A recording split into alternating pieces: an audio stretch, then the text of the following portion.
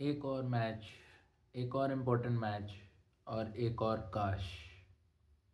यही है हम पाकिस्तानी फैंस की स्टोरी। कुछ पिछले 3 से 4 साल तो हो गए। एक और चांस, एक और मिस्ड अपॉर्चुनिटी, और अब हम फिर से व्हाट इफ पे हम आ गए। Another what if. और अब हम इस वर्ल्ड कप में सिर्फ दुआओं के ज़रिए अब जिंदा हैं, क्योंकि पाकिस्तान अपना सुपर 8 का जो दूसरा मैच था इंग्लैंड के खिलाफ वो आज हार गया। दिल तो बिल्कुल भी नहीं कर रहा कि मैं ये व्लॉग बनाऊँ इस वक्त, लेकिन अब बनाना तो है। Life has to go on. लेकिन मतलब बिल्कुल भी अच्छा नहीं लग रहा इस वक्त यहाँ पे। अ, एक बंदे से एक बंदे से पाकिस्तान आज हारा है, इंग्लैंड से नहीं हारा। एक बंदा जिसने आपको दिखाया कि प्रेशर में out of the blue innings कैसे खेलते हैं। उसने बताया कि जब प्रेशर हो तो किस तरह अगले टीम को, जो अपोजिट टीम होती है, उसको किस तरह बैकफुट पे लेके जाते हैं। जब प्रेशर होता है तो बड़े मैचेस किस तरह अपनी टीम को जिताए जाते हैं। Hats off to Harry Brook. बहुत गुस्सा आ रहा था मुझे उस वक्त उस पे, उसकी जब वो मतलब आउट हो ही नहीं रहा था। सारे आउट हो रहे हैं, बटलर हो गए, सॉल्ट हो गया, बेथल हो गया, बेंटन हो गया। हर एक बैट्समैन उनका आउट हो ही जा रहा है, हो ही जा रहा है, हो ही जा रहा है। नहीं हो रहा तो सिर्फ एक बंदा नहीं हो रहा, और उसका नाम है हैरी ब्रूक, जिसने एक बार फिर पाकिस्तान को आज मारा है। और उसने अपना impressive run against Pakistan continue किया है, और पाकिस्तान को उन्होंने हरा दिया सिंगल हैंडेडली, और इंग्लैंड को सिंगल हैंडली वो बंदा जो है वो सेमीफाइनल में ले गया। तो hats off to Harry Brook once again, well played Harry Brook. जितनी तारीफ की जाए मैं, 100 ऑफ जस्ट 51 बॉल्स, और मतलब outstanding not to say the least. थोड़ी डिटेल से बात करते हैं कि हुआ क्या। पाकिस्तान ने पहले टॉस जीत के बैटिंग की। एक चेंज हुआ, फ़हीम की जगह शाहीन शाह अफरीदी है टीम में। Farhan was the only batsman once again जिसने रन किए, वरना अपार्ट फ्रॉम दैट फरहान बेचारा मतलब लीडिंग रन स्कोरर इस टूर्नामेंट का, one of the most leading 6 hitters भी है। Apart from Sahibzada Farhan, no batsman contributed at all. थोड़े बहुत कंट्रीब्यूशन से 20-25 रन से, उससे ज़्यादा किसी का कंट्रीब्यूशन था ही नहीं इस इनिंग्स में। Sahibzada Farhan top score for 63 run. Well played. बीच में काफ़ी स्लो भी हो गए साहिबजादा फरहान, बट वहाँ से इतना अच्छा वहाँ से फिर रिकवर किया काफ़ी अच्छा फरहान ने टुवर्ड्स दी एंड, जब एक्सेलरेट किया। उसके बाद फिर बाबर, सॉरी, सलमान अली आगा और साइम दोनों जल्दी आउट हो गए थे। Once again they failed at the big stage. Babar Azam और साहिबजादा फरहान ने थोड़ी बहुत पार्टनरशिप लगाई थी मिडल ओवर्स में, but when the time came for acceleration Babar Azam got out, और वहाँ से फिर पाकिस्तान का एक मिनी कोलैप्स स्टार्ट हो गया।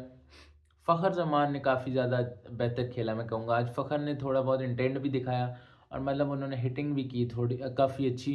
तो मतलब he was the one apart from Fakhar, apart from sorry Farhan, के फ़खर थे जिन्होंने थोड़ा बहुत अच्छा दिखाया कि मतलब वो अच्छा क्रिकेट खेल रहे हैं, यहाँ पे अच्छी बैटिंग कर रहे हैं। और एंड में towards the and Shadab Khan, but ना टॉप पे और ना मिडल में, nothing much worth mentioning apart from one, और जो 3-4 इनिंग्स की लगाई है मैंने, वो भी इतनी अच्छी कोई आउट क्लास नहीं थी। सिर्फ मतलब आप कह सकते हैं कि मतलब बस एवरेज इनिंग्स थी काफ़ी ज़्यादा।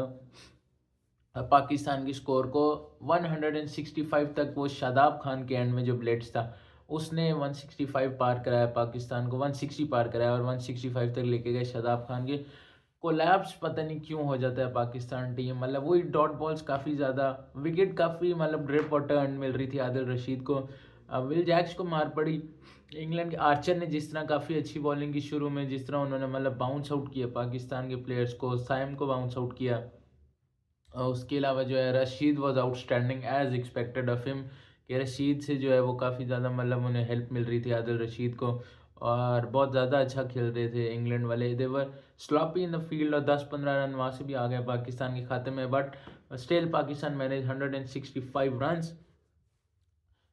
जो लग रहा था कि 10-15 रन कम है, बट जो कोलैप्स हुआ था पाकिस्तान का उसके बाद इतने रन होना पाकिस्तान की तरफ से, वो काफ़ी मतलब अच्छी बात थी कि 160 प्लस हो गया पाकिस्तान का। बात करते हैं कि भाई जब इनिंग स्टार्ट हुई पाकिस्तान की, तो वो जो शाहीन अफरीदी, जो मतलब मैं कहूँगा biggest positive of the match था। एक तो जब आप मैच हारते हैं तो पॉजिटिव्स की भी बात करने की दिल नहीं करता, लेकिन करनी चाहिए पॉजिटिव्स की बात भी आपको। जहाँ नेगेटिव्स होते हैं वहाँ पे पॉजिटिव्स भी होते हैं आपको। तो शाहीन शाह अफरीदी आप जो ड्रॉप हो गए थे इस वर्ल्ड कप में और वापस है, और he was outstanding with the ball today. Bethel को आउट किया, बटलर को आउट किया, फिल सॉल्ट को इनिंग्स की पहली बॉल पे आउट किया शाहीन शाह अफरीदी ने।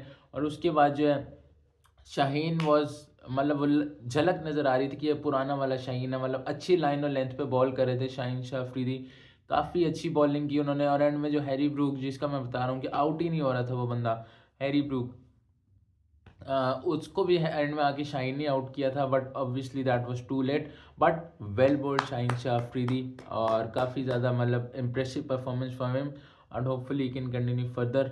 बट पता नहीं पाकिस्तान इस टूर्नामेंट में फर्दर कंटिन्यू करता भी है कि नहीं, या कितना करता है, बट स्टिल करियर तो पड़ा ही है उस बच्चे का।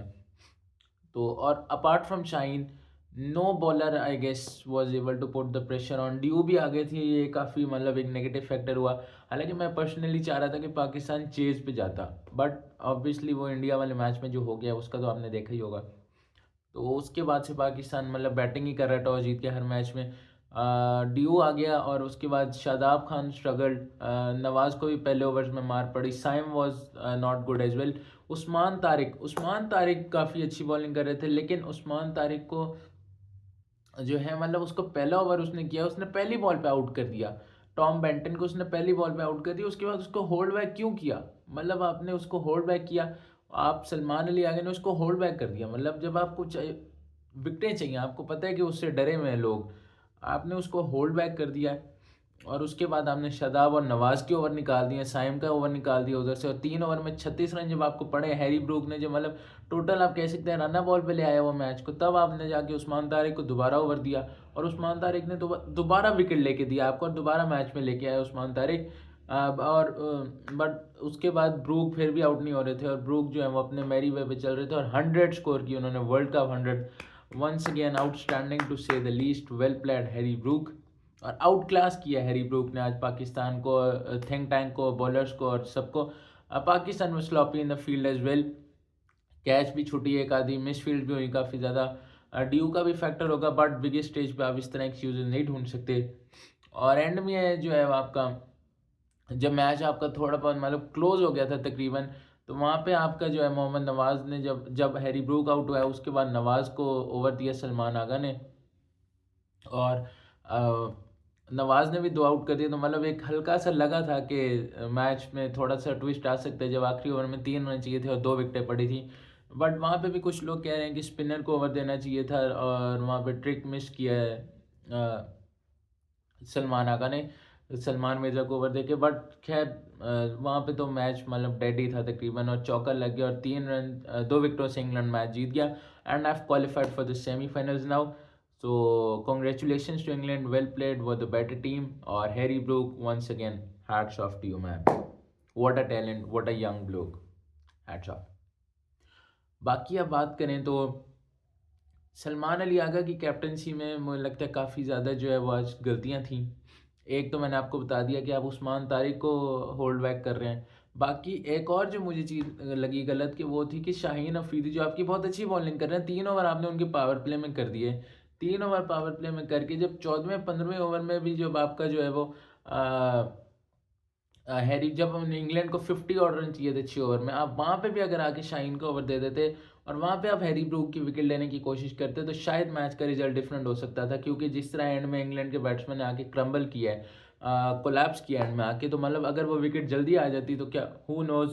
तो मतलब यहाँ पे थोड़ा सा डिले हुआ है। बाकी फील्ड प्लेसमेंट जो है वो थोड़ी बहुत भी काफ़ी क्वेश्चनेबल थी, कि जी उनको रन बॉल चाहिए और प्लेयर सारे आपके एज ऑफ द बाउंड्री पे खड़े हैं। तो मतलब वो इजी सिंगल डबल करके वो उन्होंने मतलब मैच को आगे लेते चले गए। बट खैर obviously not a good day for team Pakistan. तो मतलब काफ़ी ज़्यादा इस तरह का होता है, ये इस तरह चीज़ें नज़र आती हैं। बट अब देखते हैं क्या होता है। England have become the first team to qualify for the semifinals of this ICC men's T20 world cup. तो कॉन्ग्रेचुलेशंस टू देम। काफ़ी ज़्यादा लोगों ने, और मैंने खुद भी ने भी उनको इतना चांस नहीं दिया था कि वो सेमीफाइनल के लिए क्वालिफाई करेंगे, but they have become the first team to qualify, तो वेल डन। अब पाकिस्तान जो है 2 मैच खेल के 1 वॉशआउट और 1 मैच हार के 1 पॉइंट के साथ तीसरे नंबर पे है पाकिस्तान, -0.46 नेट रन रेट। अब सिनेरियो कुछ यूँ बन रहा है, मतलब वो जो हमेशा की जो होता है पाकिस्तान का, कि ये उससे जीत जाए, वो उससे जीत जाए, ये हो जाए, वो हो जाए। तो इसी तरह की सिनेरियो चल रहा है। और अब सिनेरियो ये है कि आज जो मैच होने वाला है Sri Lanka versus New Zealand. Pakistan would hope and I will be hoping that Sri Lanka defeats New Zealand, क्योंकि अगर न्यूजीलैंड ने मैच जीता है तो ना सिर्फ पाकिस्तान के लिए मुश्किल होगी आगे, बल्कि Sri Lanka will also be knocked out of this tournament as well if Sri Lanka loses today. और उसके बाद जो सिनेरियो है वो ये है कि जो उससे बाद मैच जो है वो न्यूजीलैंड और इंग्लैंड, अगर इफ़ तो ये है कि न्यूजीलैंड जो है वो दोनों मैच जो उनके रहते हैं, दोनों मैच न्यूजीलैंड अगर हार जाता है तो पाकिस्तान और श्रीलंका का जो मैच होगा क्वार्टर सैटरडे को if I am not wrong, yes Saturday को, वो हो जाएगा आपका वर्चुअल क्वार्टर फाइनल। वो आपका वर्चुअल क्वार्टर फाइनल हो जाएगा। और if New Zealand loses the game, both the games, जो कि मुझे नहीं लगता कि इस तरह होने वाला है, काफ़ी मुश्किल होगा क्योंकि New Zealand is a decent side. तो पाकिस्तान और श्रीलंका में से भी जो जीतेगा वो सेमीफाइनल ज्वाइन करेगा इंग्लैंड को। If New Zealand win one out of the two games and if Pakistan beat Sri Lanka, तो फिर नेट टू नेट पे बात आएगी न्यूजीलैंड के साथ। But if New Zealand win both the games they will top the group and will qualify for the semifinal and Pakistan and Sri Lanka will both be eliminated. तो देखते हैं अभी क्या होता है। सो ये सिनेरियो। अब उम्मीद है, अब मतलब उम्मीद क्या ही करें अब हम, बस जो होता है हो अब, मतलब but still as Pakistani fan तो हम यही चाहेंगे कि पाकिस्तान क्वालिफाई करे और इंशाल्लाह करेगा भी। अभी भी मतलब आउटसाइड चांस है तो इंशाल्लाह हो सकता है।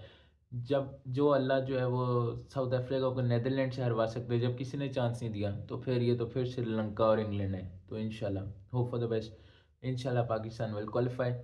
तो देखते हैं अभी क्या होता है। So yes, that's it from this vlog, hope you liked it. If you liked it please share, subscribe, comment, and don't forget to press the bell icon. See you in the next video. Until then, Allah Hafiz.